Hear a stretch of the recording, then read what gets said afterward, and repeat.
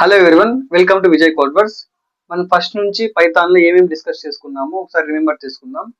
First topic వచ్చేసి మనం Python introduction, second comments, third data types, variables, operators, input user నుంచి ఎలా తీసుకోవాలో నేర్చుకుందాం కదా. ఇప్పుడు కంట్రోల్ సర్చెస్ నేర్చుకుందాం. సో ఫస్ట్ నుంచి ఇంతవరకు చెప్పింది ఒక పార్ట్ అయితే ఈ కంట్రోల్ సర్చెస్ మాత్రమే ఒక పార్ట్ అనమాట. ఎందుకు అంత ఇంపార్టెంట్ అంటే దీన్ని బ్రెయిన్ ఆఫ్ ద ప్రోగ్రామ్ అంటాం. ఫర్ ఎగ్జాంపుల్ మనందరికీ సిటీస్ లో సిగ్నల్స్ ఉంటాయి కదా, traffic signals, red signal, yellow signal, green signal అని. రెడ్ సిగ్నల్ అనుకోండి మనం వెహికల్స్ అన్ని స్టాప్ చేస్తాం. అదే ఎల్లో సిగ్నల్ అనుకోండి మనం వెహికల్స్ మూవ్ అవడానికి రెడీ అవుతాం అనమాట. నెక్స్ట్ గ్రీన్ సిగ్నల్ అనుకోండి వెహికల్స్ మూవ్ అవుతాయి.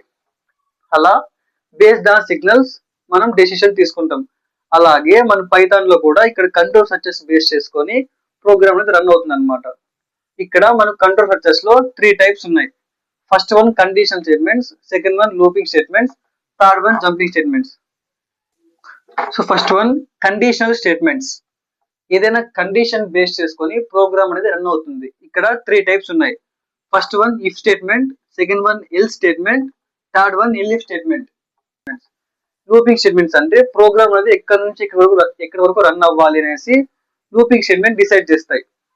ఇక్కడ for loop, while loop. Next jumping statements, program అనేది ఎక్కడ స్టాప్ అవ్వాలి, ఎక్కడ కన్యూ చేయాలి, ఎక్కడ స్కిప్ చేయాలి అనేసి జంపింగ్ స్టేట్మెంట్ డిసైడ్ చేస్తాయి.